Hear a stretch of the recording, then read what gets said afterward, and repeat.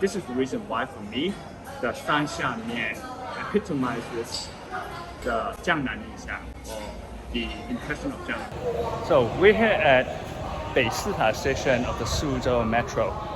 北四塔 means North Temple Pagoda, and there is a pagoda in the vicinity. But we're not here for that. We are here for a noodle shop. This shop we're going to, we actually passed by and discovered while we were heading to another noodle shop, Wujiang, which is famous for the 熬糟面 style of noodles. Well, we're not going to have any 熬糟面 noodles today because we're going to order something seasonal, something that I've been waiting for since last summer. The seasonal noodles I was talking about is the 三虾面 triple shrimp noodles. Triple refers to three things. One, the shrimp meat, which provides the substance. Two, the seasonal shrimp roll, which is most abundant during this time of the year, in early and midsummer. That provides the texture. And then the so-called shrimp brain, which is the kind of pancreas inside the head, much like the crawfish butter, which provides the flavor. Now, the sanxiamian is a relatively extensive variety of noodles because Suzhou noodles originated as a peasant food, and even today, local retired factory workers living on small pensions still rely on noodles as a main staple in their daily life. But one distinguishing feature of Suzhou noodles, in my humble opinion, is the wide range of options spanning a wide range of prices. The 丰俭由人 characteristic. So you could choose to eat lavishly like a king or thriftily like a pig. It's all up to you. And this opulent price doesn't just come from luxurious items they use. In fact, there isn't really things that are very luxurious here. It's just common freshwater shrimp, but there is a lot of painstaking labor involved. 给我，谢谢。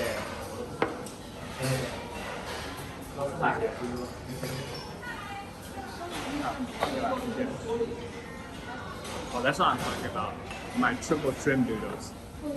So let me continue on. I'll say how there's a lot of painstaking labor involved. So the shrimp tails, you have to shell by hand, and obviously these are not large cocktail prawns, so they're much harder to peel. And then the little dots on the shrimp roll, and that you have to wash off from the belly of the mama shrimp by hand or scrape it off using a toothbrush. So there's a lot of manual labor involved in the whole process.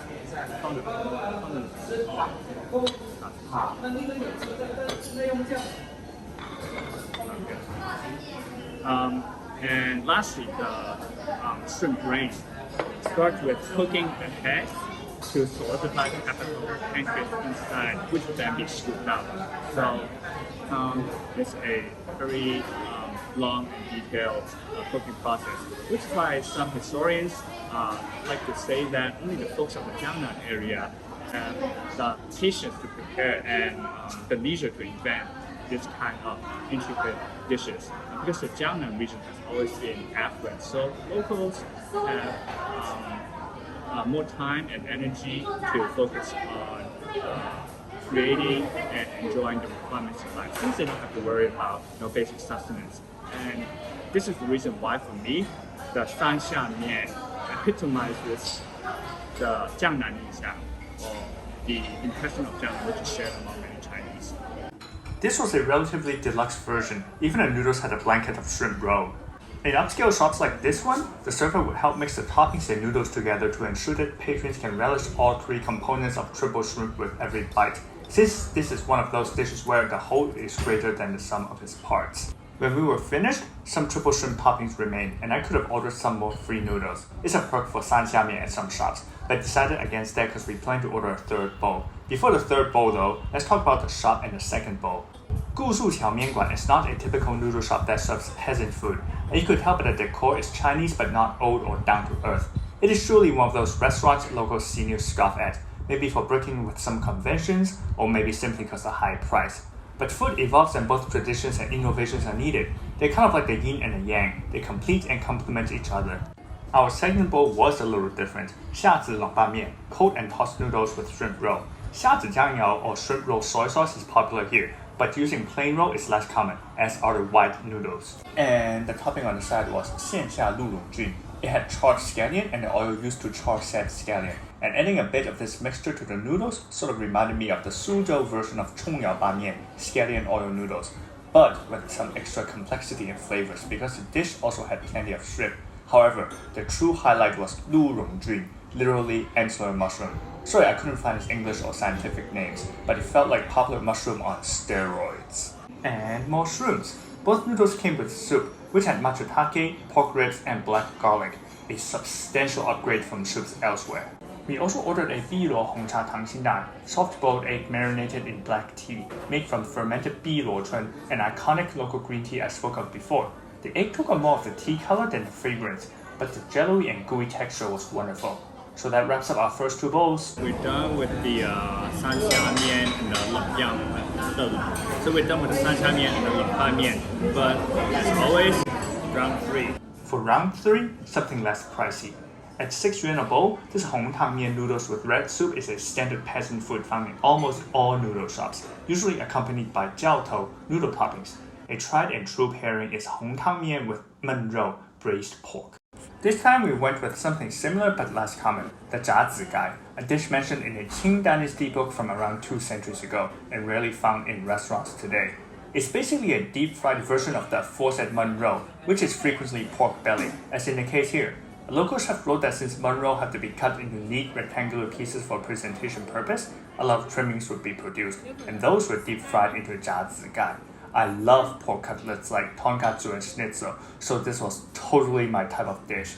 This slab of pork belly had some thickness to it, but the egg batter coating was light and crispy while staying in one piece without flaking. So even though it was a hot summer day, the fatty fried pork didn't feel too greasy and I reveled in every bite.